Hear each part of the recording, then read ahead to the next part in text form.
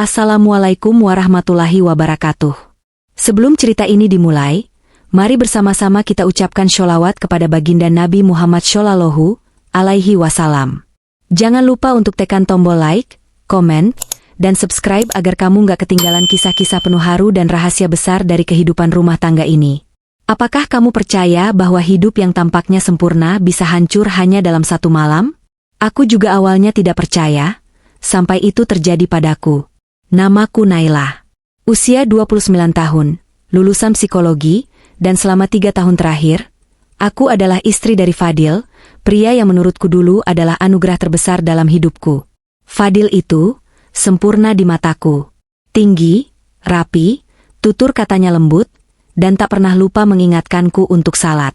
Ia bukan tipe romantis yang suka memberi bunga, tapi setiap Jumat, dia selalu pulang membawa bubur kacang hijau kesukaanku.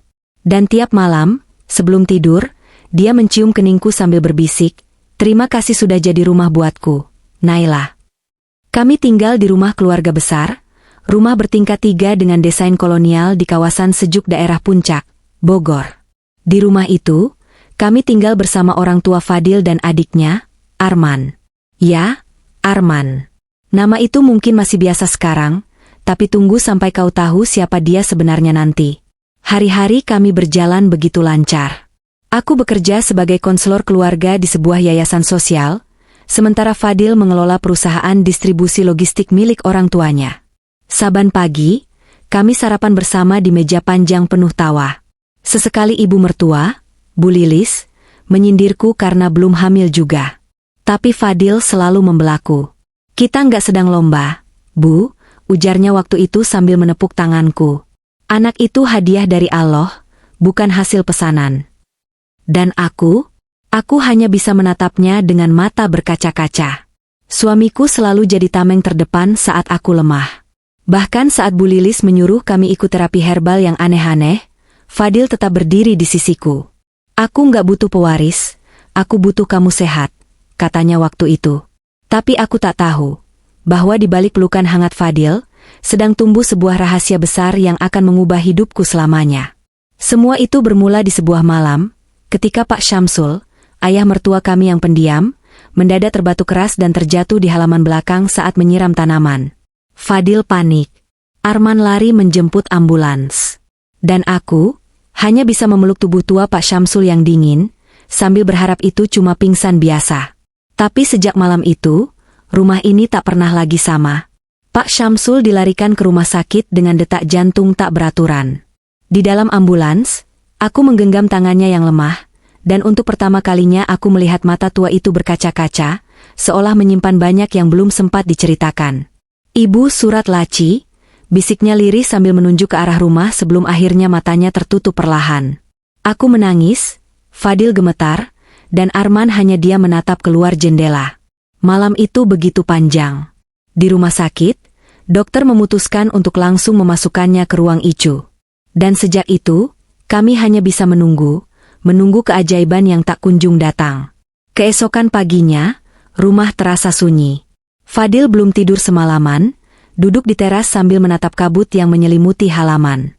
Aku menyeduhkan teh hangat, lalu duduk di sampingnya. "Mas, tadi malam ayah sempat bilang sesuatu. Soal surat di laci," kataku pelan. Fadil menoleh. "Laci meja kerja beliau?" Aku mengangguk. Tanpa banyak kata, kami berdua masuk ke kamar Pak Syamsul. Di sana, meja kayu jati tua itu berdiri kokoh di sudut ruangan. Fadil membuka salah satu lacinya dan menemukan sebuah amplop putih bertuliskan, "Hanya dibuka jika aku tak kembali." Amplop itu gemetar di tangan Fadil. Tapi sebelum sempat kami buka, langkah kaki terdengar dari arah pintu. Bu Lilis. Wajahnya datar, tanpa ekspresi. Tapi sorot matanya menusuk. "Itu surat untuk saya," katanya langsung merebut amplop dari tangan Fadil. "Ayahmu sudah bicara soal ini jauh hari sebelum sakit. Itu urusan keluarga, bukan urusan menantu." Aku hanya bisa menunduk. Tapi Fadil terlihat ingin membantah, sebelum akhirnya memilih diam. Dan hari-hari selanjutnya menjadi semakin aneh. Bu Lilis mulai jarang bicara, lebih banyak menyendiri di kamar, Bahkan beberapa kali kami mendengar suara debat pelan antara dia dan Arman saat malam. Aku curiga. Tapi Fadil tampaknya memilih tidak peduli. Hingga malam ketiga, aku tak sengaja melihat Bu Lilis berdiri di depan altar kecil di ruang tengah, menggenggam surat itu sambil berbisik sendiri. Wajahnya pucat, bibirnya gemetar. Dan sesaat, matanya memandang lurus ke arahku. Kamu tahu nggak, Naila? Kadang yang terbaik bukan yang kita cintai, tapi yang paling bisa menyelamatkan segalanya. Ucapnya lirih. Aku tidak mengerti maksudnya. Tapi kalimat itu membekas. Sangat dalam. Dan 2 hari kemudian, Bu Lilis mengumpulkan kami semua di ruang keluarga. Fadil, aku, Arman, bahkan pembantu rumah tangga pun disuruh duduk mendengarkan. Dengan suara pelan tapi tegas, dia berkata, "Kalau ayah kalian meninggal, Naila harus menikah dengan Arman. Itu wasiatnya. Jika tidak, kita tidak akan dapat sepeser pun dari warisan 2 miliar yang ia tinggalkan." Aku tercekat. Fadil langsung berdiri. "Apa maksud ibu? Itu istri saya." Tapi Bu Lilis tidak menggubris. Ia hanya menunjukkan surat itu. Dan di sana, tertulis jelas dengan tulisan tangan Pak Syamsul. Jika terjadi sesuatu padaku dan Fadil tak mampu lagi menjalankan tanggung jawab, maka Naila harus dinikahkan dengan Arman untuk menjaga warisan keluarga dan bisnis tetap utuh. Jika syarat ini tidak dijalankan dalam 40 hari sejak kepergianku, maka seluruh aset akan jatuh ke tangan investor asing. Seketika ruangan itu berubah beku. Hening. Nafasku sesak. Dan dalam hati aku bertanya, apa maksud semua ini? Pikiranku masih belum mampu mencerna isi surat itu. Ruangan terasa berputar. Aku memandang Fadil, berharap ia akan tertawa dan bilang semua ini cuma lelucon. Tapi wajahnya menegang, rahangnya mengeras. "Ini gila, Bu," katanya pelan, menahan emosi.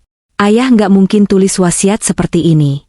Dia bukan orang yang bisa menjual istri anaknya sendiri demi uang." Bu Lilis berdiri perlahan. Suaranya tetap tenang, tapi mengandung tekanan yang tak bisa diabaikan. "Kamu tahu sendiri keadaan perusahaan kita, Fadil. Banyak investor yang menunggu jatuhnya warisan itu. Kalau kita tak patuhi syarat dalam surat ini, semua akan lenyap. Termasuk rumah ini. Kamu mau hidup miskin dan biarkan ayahmu dilupakan begitu saja. Lalu kenapa harus Naila?" Fadil berseru. "Kenapa harus adik saya sendiri? Banyak cara lain." Dan disinilah semuanya menjadi lebih dingin. Bu Lilis menatapku dengan tatapan penuh arti. Karena Arman satu-satunya yang bisa menjaga Naila. Aku tersentak. Mataku langsung beralih ke arah Arman, yang duduk diam di pojok ruangan. Wajahnya datar. Tapi aku melihat jari-jarinya mengepal erat. Ia tidak mengatakan apa-apa. Tidak membantah. Tidak juga setuju. Lalu Bu Lilis melanjutkan, seolah menumpahkan rahasia yang selama ini ia sembunyikan. "Ayahmu tidak percaya pada Fadil. Maafkan ibu harus mengatakan ini, tapi ayah sudah lama menganggap kamu terlalu lemah untuk memimpin keluarga ini. Tapi Arman dia tenang, cerdas, dan selalu tahu apa yang harus dilakukan." Fadil berdiri, menendang kursi kayu di belakangnya hingga terjungkal. Tapi sebelum ia berkata apa-apa, suara pelan dari Arman memecah keheningan. "Kalau memang itu yang ayah minta, aku siap." Dunia seakan berhenti berputar. Aku memandang Arman, mencari candaan di wajahnya. Tapi yang kutemukan hanyalah keseriusan, dan air mata kecil yang nyaris jatuh di sudut matanya. Fadil tertawa sumbang. "Kamu juga ikut permainan ini? Kamu serius mau nikahi istri kakakmu sendiri?" Arman hanya menunduk. "Kalau itu bisa menyelamatkan kita semua, dan memang sudah menjadi takdir, aku ikhlas." Tanganku gemetar. Hatiku sesak. Ini bukan hanya soal warisan, ini soal kehormatan. Soal hati. Dan yang paling membuatku hancur, adalah bagaimana nama Arman muncul begitu mudah sebagai pengganti suamiku. Aku mundur perlahan. Tak sanggup mendengar lebih banyak. Tapi saat itu, Bu Lilis berdiri, mendekatiku, lalu berbisik di telingaku dengan suara dingin yang tak akan pernah kulupakan. "Kamu pikir kamu pilihan Fadil? Tidak, Naila. Kamu hanya alat. Tapi bagi Arman, kamu segalanya." Mataku membelalak. Tapi sebelum aku bisa bertanya, Bu Lilis sudah berbalik dan pergi ke kamarnya, membawa surat itu seperti membawa kunci masa depan. Dan malam itu, untuk pertama kalinya, aku mulai bertanya-tanya. Siapa sebenarnya Arman? Pertanyaan itu terus bergema di kepalaku sejak malam itu. Tak bisa tidur, aku berjalan mondar-mandir di dalam kamar. Fadil masih belum kembali dari luar, entah kemana perginya setelah pertengkaran dengan ibunya tadi sore. Sementara itu, Arman, entah kenapa, justru makin sering muncul di sekitarku. Membantu menyiapkan sarapan, membawakan buku-bukuku dari ruang baca, bahkan mengganti air galon tanpa diminta. Tapi yang membuatku resah adalah caranya memandangku. Bukan sebagai ipar, tapi seperti seseorang yang menunggu sesuatu sejak lama. Pagi itu, saat semua orang sibuk di rumah sakit menjenguk Pak Syamsul yang kondisinya makin menurun, aku memutuskan untuk masuk ke kamar Arman. Bukan niat buruk, tapi ada dorongan aneh di hati ini yang membuatku harus tahu, ada apa sebenarnya dengan laki-laki itu. Kamarnya rapi, lebih rapi dari perkiraan. Dindingnya penuh rak buku, psikologi, filsafat, dan catatan-catatan kuno tentang manajemen keluarga. Tapi yang membuat langkahku terhenti, adalah sebuah laci kecil yang tak sengaja terbuka setengah. Di dalamnya, ada bingkai foto. Foto lamaku. Foto yang kuambil saat masih kuliah, waktu belum mengenal Fadil, bahkan belum tahu siapa Arman. Tanganku gemetar saat menyentuh bingkai itu. Kenapa Arman punya fotoku, yang bahkan aku sendiri sudah lupa pernah mengambilnya? Belum sempat aku berpikir lebih jauh, suara langkah kaki terdengar di belakang. Arman. Ia berdiri di ambang pintu. Wajahnya tetap tenang, tapi suaranya sedikit bergetar. Aku nggak bermaksud menakutimu, Naila, tapi aku memang sudah menyukaimu sejak lama. Sejak pertama kali aku melihatmu di seminar kampus 5 tahun lalu. Aku membeku. Waktu itu kamu jadi pembicara tamu, dan aku duduk di barisan belakang. Aku tahu kamu nggak akan ingat aku. Tapi sejak hari itu, aku cuma bisa berdoa dalam hati, semoga suatu saat aku bisa melihatmu dari dekat. Dan doamu terkabul? Tanyaku pelan, hampir tak terdengar. Arman tersenyum kecut. Iya, tapi bukan dengan cara yang kusukai. Aku mundur 1 langkah. Kenapa kamu nggak pernah bilang? Karena kamu milik Fadil. Dan aku menghargai itu. Tapi saat surat wasiat itu muncul, aku merasa seperti ditampar oleh takdir. Aku nggak tahu harus senang atau menangis. Jadi kamu setuju menikahiku, bukan karena warisan? Bukan, jawabnya cepat. Tapi karena aku nggak mau kamu jatuh ke tangan orang lain yang hanya menginginkan hartamu. Aku tahu, kamu nggak percaya aku sekarang. Tapi aku akan buktikan, aku bukan bayangan Fadil. Aku tak sanggup menjawab. Kalimat-kalimat itu seperti badai yang menabrak perasaanku dari segala arah. Dan ketika aku kembali ke kamar malam itu, aku mendapati Fadil sudah tertidur di sofa, dengan wajah letih dan mata bengkak. Kuhampiri perlahan, menyelimutinya. Tapi sebelum aku menjauh, dia menggenggam tanganku dalam tidurnya, dan bergumam lirih. Maaf, Naila, aku nggak bisa lindungi kamu dari keluarga kita sendiri. Air mataku jatuh. Aku tak tahu siapa yang harus kulindungi kali ini, diriku sendiri, atau mereka semua. Esok harinya, langit mendung menggantung sepanjang pagi. Rasanya seperti mencerminkan hatiku yang penuh awan kelabu. Suara Bu Lilis menggema di ruang makan, membacakan ulang isi surat wasiat Pak Syamsul, kali ini dengan nada lebih tegas, seolah keputusan telah dibuat. 40 hari, Naila, katanya tanpa menatapku. Jika sampai hari ke-40 kamu belum menikah dengan Arman, maka semua akan jatuh ke tangan investor asing. Rumah ini, tanah di Bandung, perusahaan, semuanya.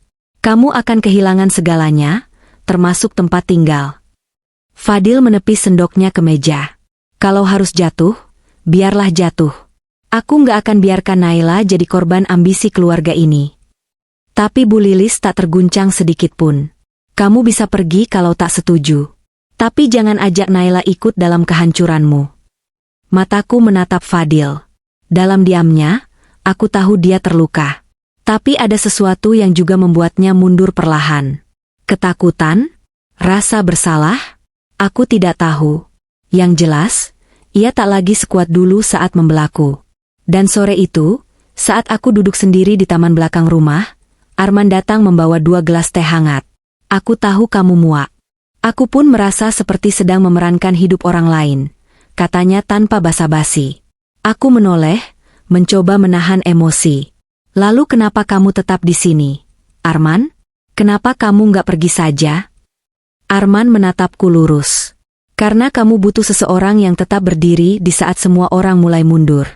Aku bukan penyelamat. Aku cuma seseorang yang gak ingin kamu sendirian menghadapi semuanya.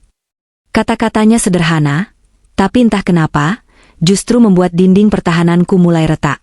Aku kembali masuk rumah dan mendapati Bu Lilis sedang berbicara di telepon. Ia tidak menyadari kehadiranku, dan dari balik pintu, aku mendengar. Iya, semuanya sudah sesuai rencana. Naila pasti setuju. Lagi pula, Arman tidak akan menolak. Dia terlalu lemah untuk melawan. Dan Fadil, dia akan menyerah begitu tahu yang sebenarnya. Aku menutup mulutku agar tidak terisak. Apa maksudnya, yang sebenarnya? Apa masih ada rahasia lain yang belum terungkap? Malam itu, aku duduk sendiri di dalam kamar, sambil menatap selembar surat wasiat yang entah kenapa kini seolah jadi pemilik hidupku.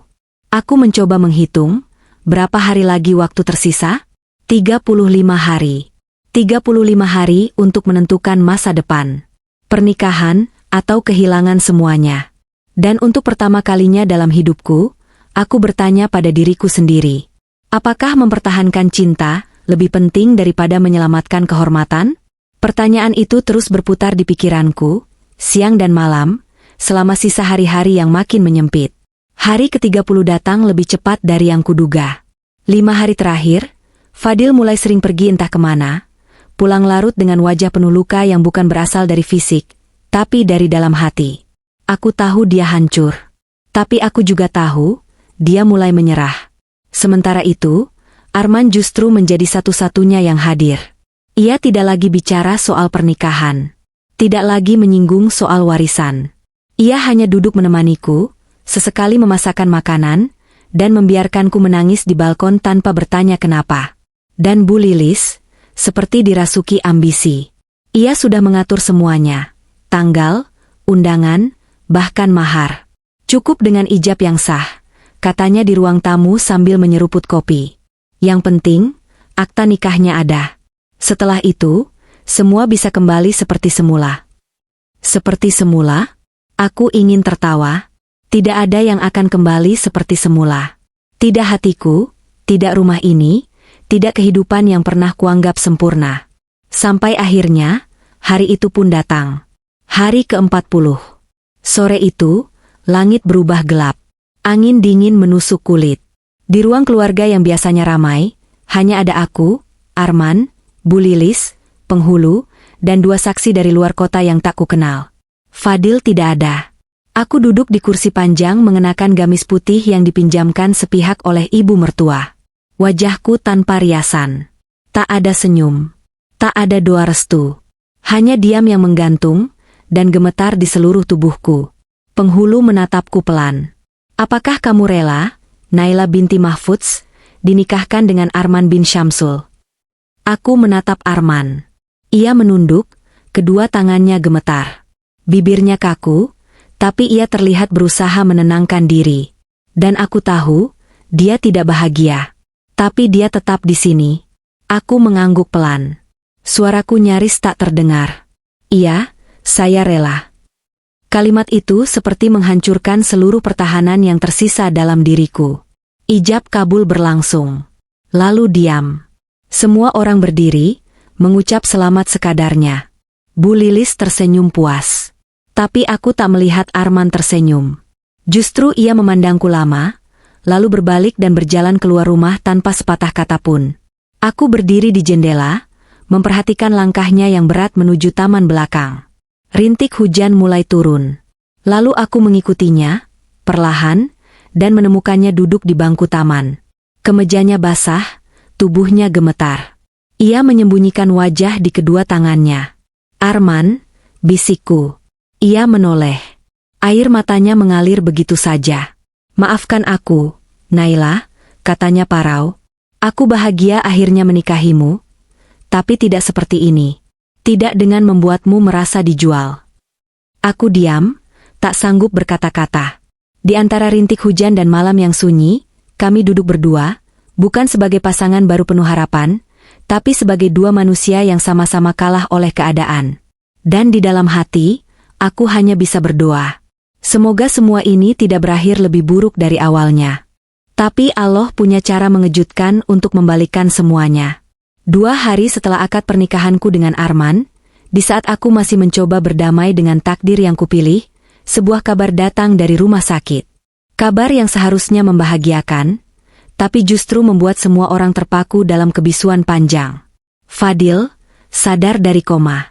Kabar itu pertama kali kami terima dari perawat yang menelepon rumah. Katanya, Fadil membuka mata pagi itu, memanggil namaku, dan meminta air minum. Tubuhnya masih lemah, tapi kesadarannya kembali perlahan. Aku terdiam. Tidak tahu harus senang atau panik. Karena di tanganku, sudah ada buku nikah atas nama Naila dan Arman. "Dia sadar?"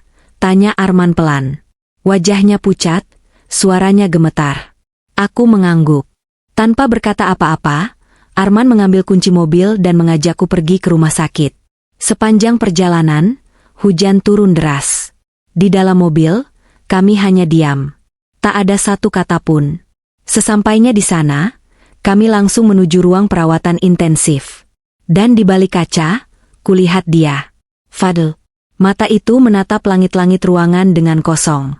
Bibirnya bergetar, dan saat aku masuk perlahan, dia langsung menoleh. "Naila," suaranya lemah. Aku mendekat, menggenggam tangannya. Tapi tak sempat aku menjawab, dia melihat ke arah belakang, dan matanya membelalak saat melihat Arman. "Apa yang kalian lakukan?" tanyanya pelan. "Kenapa kalian datang bersama?" Aku menggigit bibirku. Arman hanya menunduk, seperti tidak sanggup menjelaskan apapun.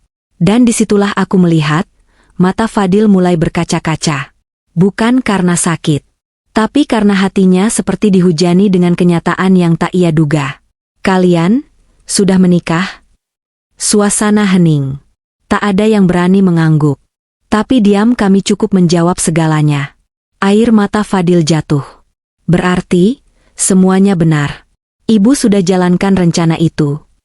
Aku tercekat. "Rencana?" Fadil menoleh, menatapku lurus. Aku pura-pura nggak tahu selama ini. Tapi sebenarnya aku sudah curiga sejak lama. Ibu ingin kendalikan perusahaan dengan menjadikan Arman pion, dan kamu umpan. "Apa maksudmu?" tanyaku pelan, tubuhku menggigil. Ibu sengaja paksa ayah menulis wasiat itu. Karena dia tahu ayah sudah terlalu lemah untuk melawan. Dan kecelakaanku bukan kebetulan. Darahku seperti berhenti mengalir. "Ada yang sabotase rem mobilku," lanjut Fadil. Tapi sebelum aku sempat bicara, semuanya gelap. Sekarang aku sadar. Ibu siap korbankan siapa saja, termasuk kamu, Naila. Aku terduduk lemas di kursi sebelah ranjang. Sementara Arman hanya terdiam. Tapi air matanya mulai jatuh satu persatu. "Arman, kamu tahu ini?" tanyaku nyaris berbisik. Ia mendongak. Matanya merah. "Aku tahu, sebagian. Tapi aku nggak pernah ikut dalam permainannya. Aku hanya mencintaimu, Naila. Itu saja." Dan di ruangan rumah sakit yang sunyi itu, 3 hati terluka saling menatap, terikat oleh rahasia, cinta, dan pengkhianatan yang tak bisa dihindari. Hari itu, aku sadar satu hal. Kadang yang paling menyakitkan bukanlah kehilangan, tapi ketika cinta justru dijadikan bagian dari sebuah rencana. Sejak hari itu, semuanya berubah. Fadil memutuskan untuk pulang ke rumah warisan neneknya di pinggiran kota, sendirian. Ia menolak semua kunjungan, termasuk dari Arman, bahkan dariku. Dan rumah besar kami, perlahan berubah jadi ladang bisu, penuh tatapan yang saling menghindar dan langkah kaki yang terasa berat. Bu Lilis tak pernah bertanya soal kondisi Fadil. Seolah bangga karena semua berjalan sesuai skenario. Ia hanya fokus mengurus berkas-berkas perusahaan, menyambut investor baru, dan mengatur ulang struktur kepemilikan saham. Tapi aku tahu, ada sesuatu yang mengganjal di dalam dirinya. Malam itu, saat semua orang tidur, aku mendapati Arman duduk sendirian di ruang tengah. Ia memeluk lutut, seperti anak kecil yang takut kehilangan arah. Aku gagal. Ya, Naila, katanya pelan saat aku mendekat. Gagal? Tanyaku. Aku kira bisa membahagiakanmu, meski awalnya terpaksa. Tapi nyatanya, yang kulakukan justru menghancurkan semua orang. Termasuk Fadil. Aku menarik napas panjang. Kamu nggak sendiri dalam hal ini, Arman. Kita semua korban dari satu sosok yang terlalu ingin mengendalikan semuanya. Arman mengangguk. Tapi aku tetap salah. Karena aku diam, saat tahu semuanya salah. Bahkan, waktu Fadil hampir kehilangan nyawanya, aku masih memilih bungkam. Aku tak sanggup menjawab. Karena hatiku pun belum bisa membedakan. Apakah luka ini bisa disembuhkan, atau justru akan terus menganga. Beberapa hari kemudian, aku memutuskan pergi diam-diam ke rumah Fadil. Kuperhatikan dari balik pagar. Rumah itu sederhana, penuh tanaman liar, jauh dari kemewahan rumah besar kami. Tapi justru terasa hangat, dan jujur. Aku mengetuk pintu pelan. Dan setelah beberapa menit, pintu itu terbuka. Fadil. Ia berdiri dalam kaos lusuh dan sarung, wajahnya lebih kurus tapi tatapannya tetap tajam. Kamu di sini? Tanyanya datar. Aku menunduk. Aku cuma ingin tahu, kamu baik-baik saja. Ia tak langsung menjawab. Tapi perlahan, ia memberi isyarat masuk. Di ruang tamunya yang sederhana, aku duduk dan menceritakan semuanya. Tentang Arman, tentang surat wasiat, tentang kebimbangan yang kian menjerat. Fadil hanya mendengarkan. Lama. Lalu akhirnya ia berkata, kita harus hancurkan rencana itu, Naila. Kita harus bongkar semuanya. Termasuk masa lalu ibu, dan siapa investor asing yang selama ini dia sembunyikan. Aku tertegun. Maksudmu? Fadil bangkit, lalu mengambil sebuah map coklat dari lemari kecil di sudut ruangan. Ini, data yang kutemukan di laptop ayah, sebelum semuanya terjadi. Ada nama, Farhan Al-Karim. Nama yang pernah kamu sebut, temanmu dulu di yayasan. Dia bukan hanya investor, tapi juga punya urusan pribadi sama ibu. Jantungku berdegup keras. Farhan, temanku? Aku tak pernah membayangkan bahwa pria baik yang dulu sempat menyatakan cinta padaku, kini mungkin menjadi dalang dari kehancuran keluargaku sendiri. Dan saat itu aku tahu, permainan ini belum selesai. Tapi satu hal sudah pasti. Ini bukan lagi soal cinta, ini soal kebenaran yang harus ditegakkan, walau harus melawan keluarga sendiri. Hari itu juga, aku dan Fadil memutuskan untuk bergerak. Kami tidak bisa diam lagi. Keluarga ini sudah terlalu lama dikendalikan oleh ketakutan, manipulasi, dan ambisi satu orang, Bu Lilis. Dengan map berisi bukti di tangan, kami kembali ke rumah besar. Fadil berdiri tegak untuk pertama kalinya setelah sekian lama, meski langkahnya masih tertatih. Aku menggandeng tangannya erat. Bukan sebagai istri, tapi sebagai seseorang yang siap berdiri di barisan yang sama. Kami masuk ke ruang utama, di mana Bu Lilis sedang duduk bersama dua pria berjas rapi. Salah satunya, aku mengenalnya sangat baik. Farhan Al-Karim. Teman lamaku. Pria yang dulu pernah bilang, kalau suatu saat kamu butuh perlindungan, aku akan jadi tembokmu. Tapi hari ini, dia justru berdiri di sisi lawan. Farhan menoleh padaku. Ekspresinya tenang, nyaris terlalu tenang. Naila, kamu datang juga. Aku kira kamu sudah mulai terbiasa jadi istri Arman. Aku terdiam. Fadil maju satu langkah. Kami tahu semuanya, Farhan, ucapnya dingin. Termasuk hubunganmu dengan ibu, dan rencana kalian mengambil alih perusahaan ini. Bu Lilis berdiri cepat, wajahnya memucat. Fadil, kamu nggak tahu apa yang kamu bicarakan. Justru aku tahu lebih banyak sekarang. Fadil balas dengan suara gemetar. Aku tahu ayah dipaksa menandatangani surat wasiat. Aku tahu rem mobilku dirusak. Dan aku tahu, Naila bukan lagi istri yang ibu hormati, tapi pion yang ibu jual demi 2 miliar. Ruangan menjadi sunyi. Farhan tampak tidak kaget. Hanya menghela napas dan berkata, "Kalau sudah tahu, berarti tinggal satu langkah terakhir, kan? Tinggal kamu dan Naila tanda tangani surat pelepasan saham." "Tidak," aku berseru. "Kami tidak akan tunduk. Kalian bisa ambil semuanya. Tapi kami akan bawa kasus ini ke media, ke hukum, ke siapapun yang bisa membongkar permainan kalian." Wajah Bu Lilis memerah. Ia menggenggam kursi di sampingnya dengan erat, suaranya mulai bergetar. "Semua yang ibu lakukan, demi keluarga ini." "Tidak, Bu," jawab Fadil pelan. "Ibu melakukan semua ini demi mengendalikan keluarga ini, bukan menyelamatkannya." Lalu, suara langkah kaki terdengar dari tangga. Arman. Ia turun dengan wajah pucat, memegang selembar kertas di tangannya. "Ibu, ini surat pengunduran diriku dari Dewan Direksi." Bu Lilis membelalak. Kamu nggak bisa." Arman menatapnya lurus. Untuk pertama kalinya sebagai seorang pria dewasa, bukan lagi anak kecil yang selalu menuruti ibunya. "Saya sudah terlalu lama diam. Dan saya terlalu mencintai Naila, untuk membiarkan ia jadi korban." Tanganku bergetar. Pandanganku berpindah ke Fadil, lalu ke Arman. Dua pria yang sama-sama mencintaiku, tapi memilih jalan yang berbeda untuk membuktikannya. Dan di detik itu, aku sadar. Jika semua ini harus berakhir, biarlah berakhir dengan satu langkah terakhir dari mulutku sendiri. "Aku akan ajukan pembatalan pernikahan," kataku tegas. "Karena pernikahan ini terjadi di bawah tekanan. Dan setelah itu, semua akan tahu siapa yang bermain di balik layar keluarga ini." Farhan hanya tersenyum. Tapi di balik senyum itu, aku tahu, dia baru saja kalah. Dan Bu Lilis? Ia terduduk di kursinya. Hancur. Tak ada lagi kata-kata. Tak ada lagi gengsi. Hanya diam yang menandai akhir dari kekuasaannya. Bu Lilis terduduk lunglai di kursinya, matanya kosong. Untuk pertama kalinya, suara tajamnya hilang. Ia tak lagi mengatur, tak lagi menggertak. Semua yang dulu ia pertahankan, uang, kuasa, dan kehormatan semu, runtuh di hadapan kenyataan yang tak bisa lagi ia bantah. Sementara itu, Farhan hanya berdiri sebentar, lalu melangkah keluar tanpa menoleh. Tak ada tawaran damai. Tak ada perlawanan. Ia pergi, seperti badai yang tahu dirinya telah gagal menggulung. Dan aku berdiri di tengah ruang keluarga itu dengan dada yang sesak.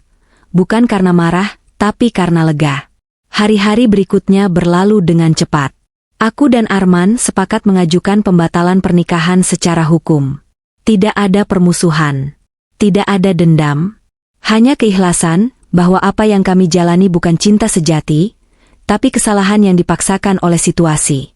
Arman kembali ke kampus tempat ia dulu mengajar sebagai dosen tamu. Kami berpisah baik-baik.